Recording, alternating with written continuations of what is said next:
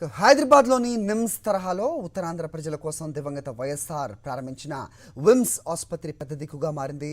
నాడు నేడు పనుల ద్వారా విమ్స్ హాస్పిటల్లో అధునాతనమైన వైద్యం అందుబాటులోకి వచ్చింది. ఉత్తరాంధ్ర ప్రజల ఆరోగ్య ప్రధానిగా Visakha institute of medical sciences రూపుదిద్దుకుంది. ఇన్స్టిట్యూట్ ఆఫ్ మెడికల్ సైన్సెస్ పేరిట అత్యాధునిక ఆసుపత్రికి దివంగత వైఎస్ఆర్ హయాంలో అంకురార్పణ జరిగింది. 20 ఎకరాల్లో 250 కోట్ల పెట్టుబడితో 500 పడకల ఆసుపత్రి నిర్మాణానికి అప్పటి సీఎం వైఎస్ రాజశేఖర రెడ్డి శంకుస్థాపన చేశారు. ఇందులో 15 సూపర్ స్పెషాలిటీ వైద్య సేవలు అందుబాటులోకి తీసుకురావాలని ప్రతిపాదన చేశారు.